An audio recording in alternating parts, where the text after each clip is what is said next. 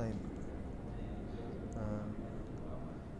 Dan kita lanjutkan ya sebentar. Bismillah, alhamdulillah, wassalatu wassalamu ala rasulillah wa ala alihi wa sahbihi wa mawalah, amma ba'd. Kita masih di muqaddimah yang pertama di risalah Salasatul Usul wa Adillatuha, karya Asy-Syaikh Al-Imam Al-Mujaddid Muhammad ibn Abdul Wahhab At-Tamimi An-Najdi rahimahullahu ta'ala rahmatan wasi'ah. Dan kita terhenti di perkataan penulis qala Syafi'i. Ya. Penulis mengatakan qala Syafi'i rahimahullahu taala tadi ya. Surat ini kalau misalkan Allah tidak turunkan kecuali surat itu, maka surat itu cukup untuk seluruh makhluknya. Dan telah berlalu bahwa maksud dari perkataan Syafi'i di sini adalah surat ini cukup untuk menegakkan hujjah atas seluruh makhluknya untuk beribadah kepada Allah Subhanahu wa taala. Dan juga di sini kita perhatikan ketika syekhnya bilang qala Syafi'i, kemudian setelahnya beliau bilang wa qala al-Bukhari, dan nanti di beberapa lembar setelahnya beliau akan mengatakan qala Ibnu Katsir rahimahullah, gitu ya. Untuk menunjukkan kepada kita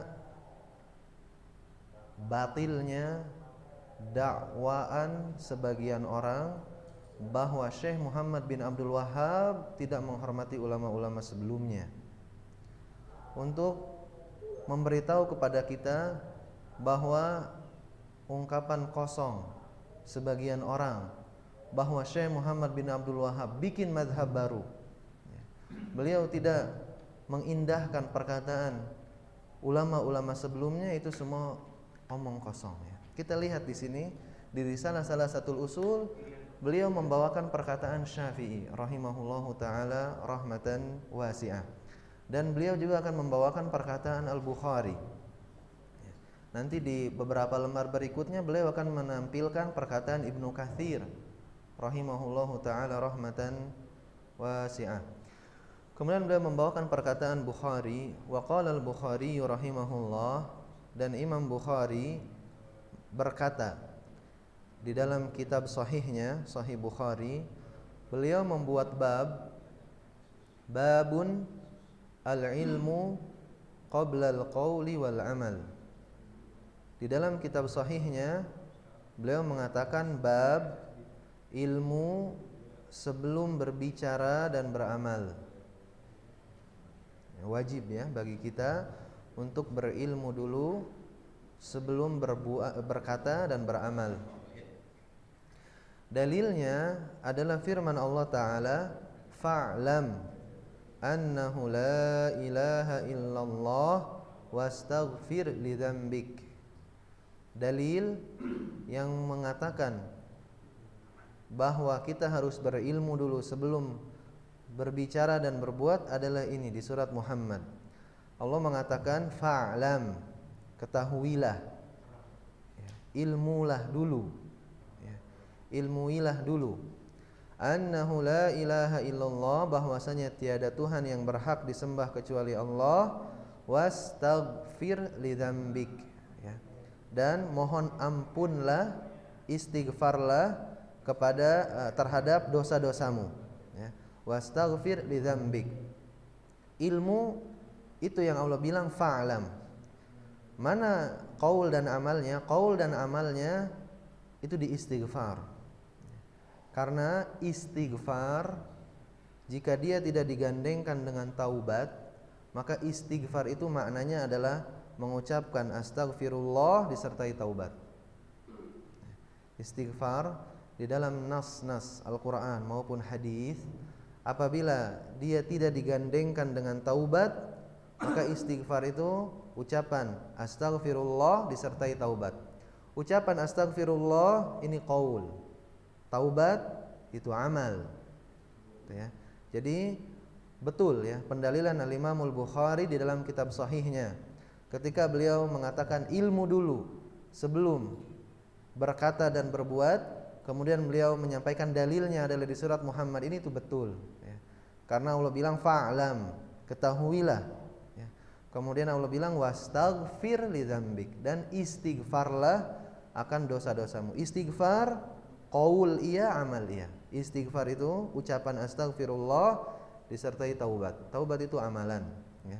Jadi ilmu dulu baru istighfar. Kemudian yang perkataan fabada'a bil ilmi qablal qauli wal amal, ini bukan perkataan Bukhari, ya. Tapi ini adalah perkataan penulis Syekh Muhammad bin Abdul Wahhab untuk menjelaskan maksudnya, ya. Fabada'a, Allah mulai dengan ilmu dulu di firman Allah fa'lam, ya. Qablal qauli wal amal, sebelum ucapan dan perbuatan, itu yang terkandung di makna istaghfir, ya. Karena istighfar diulang, ya. Karena ini faidah yang berharga. Istighfar itu jika tidak digandengkan dengan taubat dalam suatu susunan kata, maka istighfar itu maknanya adalah mengucapkan astagfirullah dan juga taubat. Ucapan astagfirullah itu qaul, dan taubat itu adalah amalan.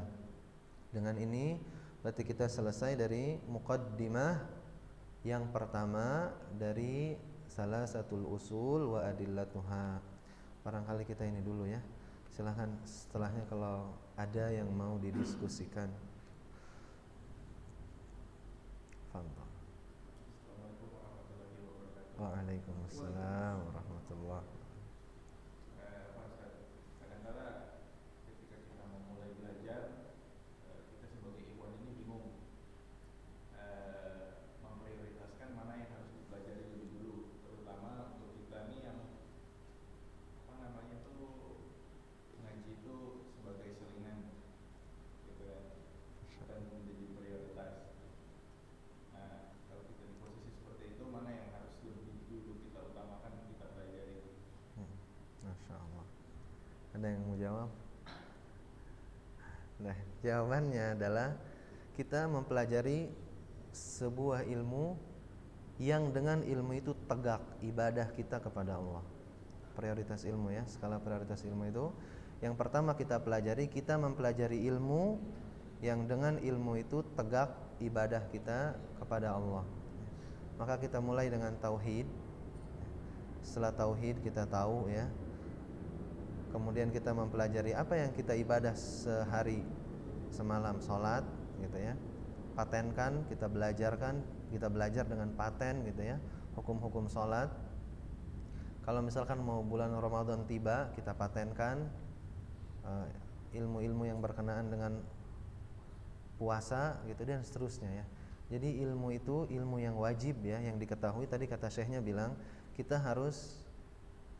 wajib untuk mempelajari 4 hal. Yang pertama ilmu, ya. Yang pertama ilmu, dan ilmu ini jadi wajib untuk setiap orang ketika dia mau melakukan suatu ibadah yang wajib atasnya, gitu ya.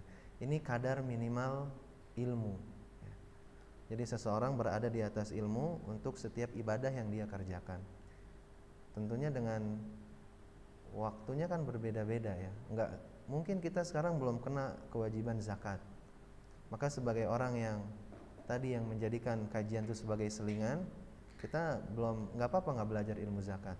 Tapi ketika kita wajib zakat, maka kita harus belajar ilmu tentang zakat, gitu ya. Jadi setiap orang wajib untuk mengetahui ilmu yang sedang dia ibadah di dalamnya. Ini kadar minimal wajibnya, ya. Ini wajib ain untuk setiap orang, ya.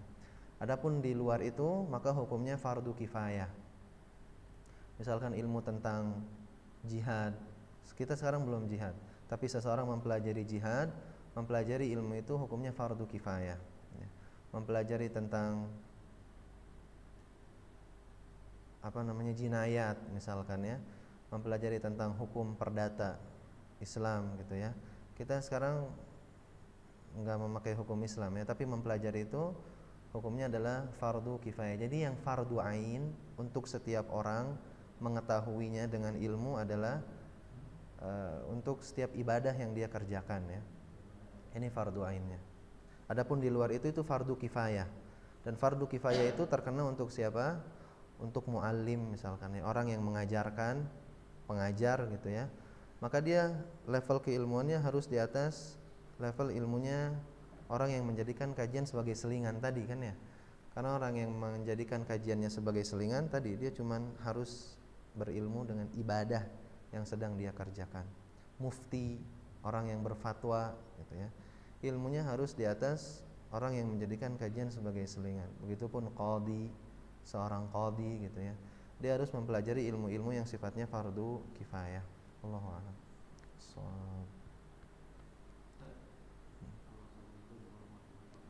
Waalaikumsalam. Mengenai tadi cara mengamalkan dalil-dalil yang baik dari Al-Quran dan Sunnah, saya ambil contoh dari dalil Al-Quran ya Ustaz. Kan tadi kalau sifat dalilnya khabari harus Tetapkan ditetapkan atau dinafikan gitu ya Ustaz. Bagaimana kalau kabarnya itu mengenai dalil-dalil Allah bercerita tentang kisah. Samud, Allah bercerita kaum apa gitu. Nah itu mengamalkannya bagaimana? Itu mengimani ya, menetapkan kisah itu benar adanya. Menetapkan kisah itu benar menetapkan adanya. Kisah itu benar adanya. Bukan mengambil ibroh, mengambil pelajaran dari situ. Masuk ke dalamnya di situ. Itu masuk ke dalamnya. Nah, terus yang kedua Ustaz, ini kan kewajiban berilmu sebelum berkata dan berbuat. Berarti ilmu itu wajib kita menuntut ilmu sebelum berkata. Ada yang mengatakan bahwa adab dan akhlak itu lebih baik daripada berilmu. Nah, itu benar tidak Ustaz? Adab dan akhlak itu maksudnya lebih mulia daripada ilmu. Iya. Adab dan ilmu yang dimaksud oleh para ulama ya, bahkan mereka mendahulukan adab di atas ilmu, itu maksudnya adab ilmu. Ya, itu maksudnya adalah karena adab itu kan banyak ya.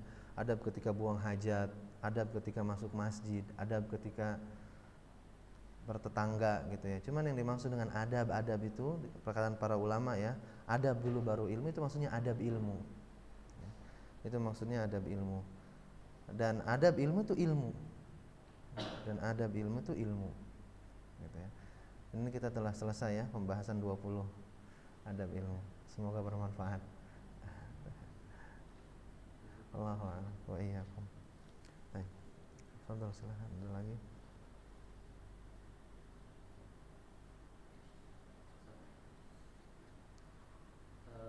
Tadi kan dijelaskan tentang memahami dalil. Bagaimana cara kita untuk memahami dalil itu sendiri? Tadi kan dijelaskan Ustaz bilang dalilnya ada di Al-Quran. Dalilnya misalkan tadi tentang hukum halal ya, yang makanan yang ada di laut itu halal semua. Apakah kita langsung memahami dalil itu langsung setelah kita memahami artinya, atau memahami dalil itu dengan maksudnya contoh praktek dari sahabat yang melakukan segala macam itu. Maksudnya kalau kita misalkan sendiri nih, kita lagi baca Al-Quran, terus kita kan masih belum mengerti bahasa Arab, kita baca ayatnya, terus kita nemu salah satu misalkan ayat tentang haram atau semuanya lah, itu kita artikan sendiri, kita pahami sendiri, atau bagaimana? Iya ya. Ini yang disebutkan oleh ulama kita, Quran dan Sunnah di atas pemahaman salaful ummah, gitu ya. Jadi ketika kita membaca ayat, kita harus berjalan di atas hidayah Sunnah dan hidayah perkataan-perkataan para ulama di dalamnya.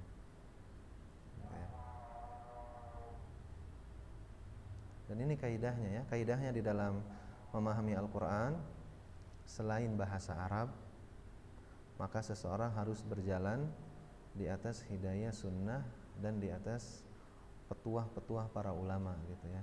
Jadi ilmu ini tuh warisan sebenarnya. Ilmu Islam itu ilmu warisan yang orang belakangan warisi dari orang terdahulunya gitu ya. Sebagaimana Nabi bersabda gitu kan ya, innama al-anbiya al-ulama warasatul anbiya. Ulama itu pewaris para nabi. Dan nabi itu tidak mewarisi dirham atau dinar, tetapi nabi itu mewarisi ilmu. Ilmu ini diwarisi oleh para sahabat, tabi'in, tabi'ut tabi'in, dan mereka adalah generasi terbaik umat ini. Maka untuk memahami apapun, karena ilmu ini warisan, kita kembali lagi kepada mereka. Jadi untuk menentukan apakah ayat ini termasuk yang tolabi atau khobari, kita perlu bantuan pemahaman sahabat tadi ya, tabi'in dan tabi'ut tabi'in gitu ya. Bisa jadi ayatnya secara teks dia khobar, tapi secara makna dia adalah tolabi. Itu contohnya misalkan yang disebutkan di firman Allah, 100 orang bisa mengalahkan 200 orang ya, di akhir-akhir surat, mana lupa ya, surat An-Nahl atau apa. Dulunya kita harus melawan 100. Satu orang kaum muslimin, satu orang muslim itu berjihad, kalau musuhnya ada 100 jangan mundur gitu ya. Kemudian Allah ringankan itu, satu orang melawan 10. Jadi kalau misalkan pasukan kaum muslimin ada 10, lawan ada 100, jangan mundur. Tapi kalau misalkan pasukan musuh ada 105, kita 10, itu boleh mundur di situ. Nah, ayat seperti itu redaksinya dia khobar, tapi maknanya di dalamnya terkandung makna tolab. Maksudnya tolab adalah jika kalian 10, musuh kalian 100, jangan mundur gitu ya. Jadi itu semuanya itu kita tahu dari tadi perkataan para ulama kita ya, sahabat, tabi'in dan tabi'ut tabi'in. Dan jika ada sunnahnya, maka sunnah yang jadi hakim di situ. Allahu a'lam. Jadi makanya batil ya perkataan orang tadabbur Quran, padahal yang nggak tahu maknanya, nggak tahu tafsirnya, nggak tahu sunnahnya, tadabbur aja gitu ya. Dan tadabbur itu tidak mungkin terjadi kecuali dengan setelah mengetahui tafsirnya. Allahu a'lam.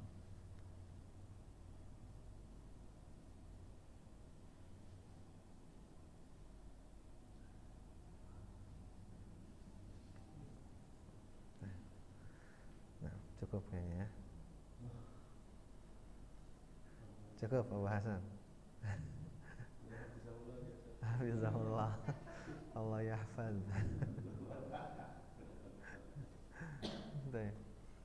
Kita cukup aja ya. Kita cukupkan sampai sini. Subhanaka Allahumma wa bihamdika asyhadu an la ilaha illa anta astaghfiruka wa atubu ilaik. Assalamualaikum warahmatullahi wabarakatuh.